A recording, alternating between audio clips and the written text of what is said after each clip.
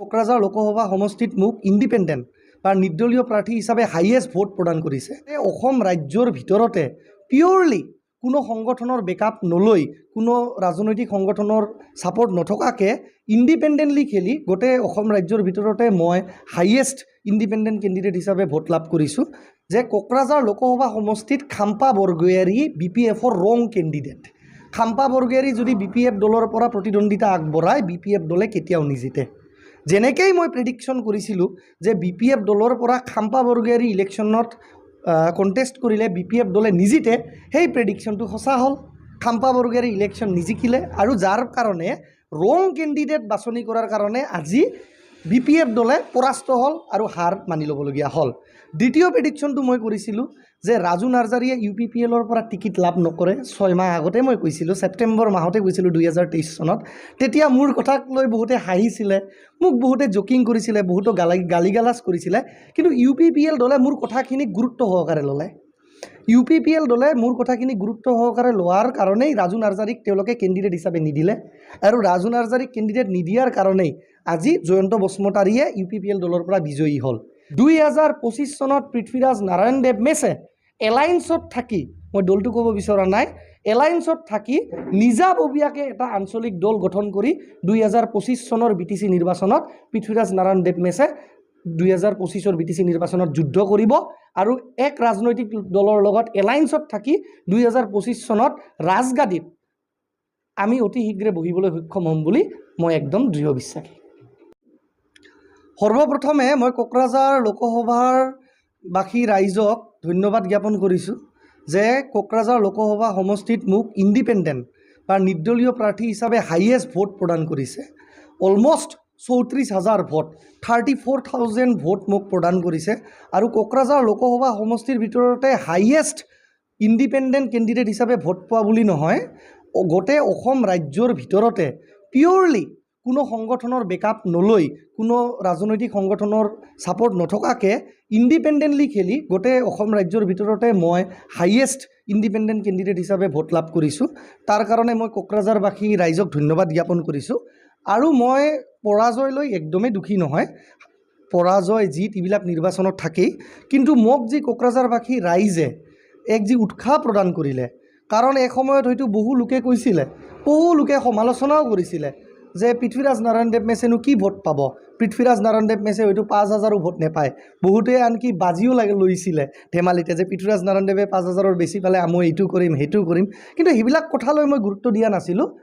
আৰু মই এইটোও নহয় যে 34,000 ভোট পাই মই একদম সম্পূৰ্ণভাৱে উৎফুল্লিত হৈছোঁ বা মানে সুখী হৈ পগলা হোৱাৰ দৰে হৈছোঁ, তেনেকুৱাও নহয়। বাটত আগুৱাই যাবলৈ বহুত আছে, there is a long milestone to গ'।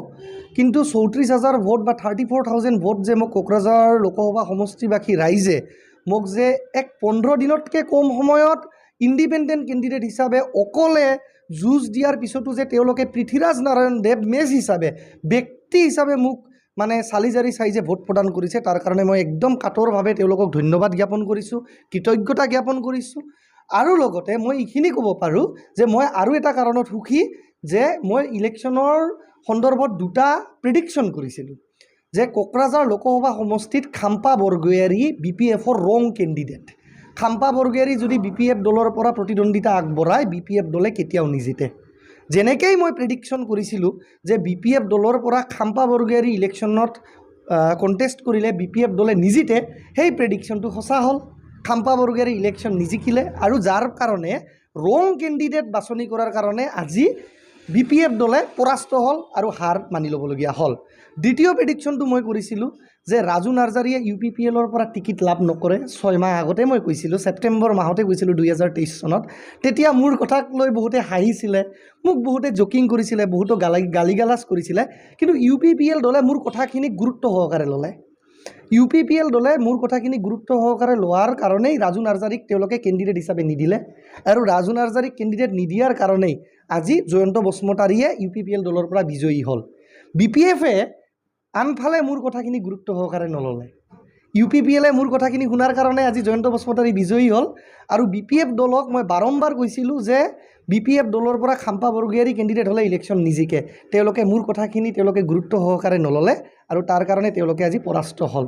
হ'লেও তেওঁলোকক মই অভিনন্দন জ্ঞাপন কৰিছোঁ যে BPF দলেও এটা নাইস ভোট শ্বেয়াৰ অলমষ্ট আপোনাৰ 36 to 37% ভোট নিয়াৰ এবাউট 36% ভোট তেওঁলোকে লাভ কৰিছে এককভাৱে কণ্টেষ্ট কৰি।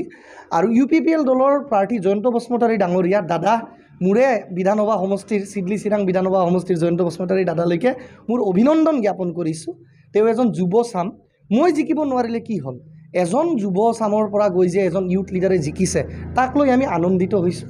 আৰু অৱশেষত এইখিনিয়ে ক'ব বিচাৰোঁ যে এইবাৰ নিৰ্বাচনত বহু লোকে কোটিপুটি লোকে যোনে নেকি এফিডেভিটতে তেওঁলোকে কোটিপুটি বুলি তেওঁলোকে শপতনামা দাখিল কৰিছিলে, তেওঁলোকে বহুত টকা খৰচ কৰি আনকি যেনেকৈ বৰপেটাত দুলু আহমেদ ডাঙৰীয়া, আনকি আপোনাৰ ধুবুৰী সমষ্টিতো বিভিন্ন ইণ্ডিপেণ্ডেণ্ট কেণ্ডিডেট আৰু আপোনাৰ বিভিন্ন পাৰ্টিৰ কেণ্ডিডেটো কোকৰাঝাৰত খেলিছিলে। মই আজি ইণ্ডিপেণ্ডেণ্ট কেণ্ডিডেট হিচাপেতো হাইয়েষ্ট ভোট লাভ কৰিছোঁহে, তদুপৰি কোকৰাঝাৰ লোকসভা সমষ্টিত তৃণমূল কংগ্ৰেছৰ যি কেণ্ডিডেট আছিলে গৌৰীশংকৰ চৰণীয়া ডাঙৰীয়া, এক মানে ৰাজ্যিক পৰ্যায়ৰে নহয় নেশ্যনেল লেভেলৰ এটা দল অল ইণ্ডিয়া তৃণমূল কংগ্ৰেছ, সেই অল ইণ্ডিয়া তৃণমূল কংগ্ৰেছৰ যি কেণ্ডিডেট গৌৰীশংকৰ চৰণীয়া ডাঙৰীয়া কোকৰাঝাৰ লোকসভা সমষ্টিত প্ৰতিদ্বন্দ্বিতা আগবঢ়াইছিলে। গৌৰীশংকৰ চৰণীয়া ডাঙৰীয়াতকৈও মই 10,000তকৈ বেছি ভোট লাভ কৰিছোঁ। তাৰ কাৰণেও মই কোকৰাঝাৰবাসী ৰাইজক বিনম্ৰভাৱে আৰু আন্তৰিকভাৱে ধন্যবাদ জ্ঞাপন কৰিছোঁ। আৰু আজি মই এটা ঘোষণা কৰিব বিচাৰিছোঁ যে 2025 চনত স্পষ্টভাৱে এটা কথা মই আজি ঘোষণা কৰিছোঁ, কাৰণ যি ধৰণে মোৰ প্ৰেডিকশ্যনবিলাক সঁচা হৈছে, আজিও এটা প্ৰেডিকশ্যন আৰু এনালাইচিছ নহয়, আজি মই এটা ঘোষণা কৰিছোঁ আপোনালোকক। 2025 চনত পৃথ্বীৰাজ নাৰায়ণ দেৱ মেছে এলায়েন্সত থাকি, মই দলটো ক'ব বিচৰা নাই, এলায়েন্সত থাকি নিজাববীয়াকৈ এটা আঞ্চলিক দল গঠন কৰি 2025 চনৰ BTC নিৰ্বাচনত পৃথ্বীৰাজ নাৰায়ণ দেৱ মেছে 2025 BTC নিৰ্বাচনত যুদ্ধ কৰিব আৰু এক ৰাজনৈতিক দলৰ লগত এলায়েন্সত থাকি 2025 চনত ৰাজগাদীত আমি অতি শীঘ্ৰে বহিবলৈ সক্ষম হ'ম বুলি মই একদম দৃঢ় বিশ্বাসী।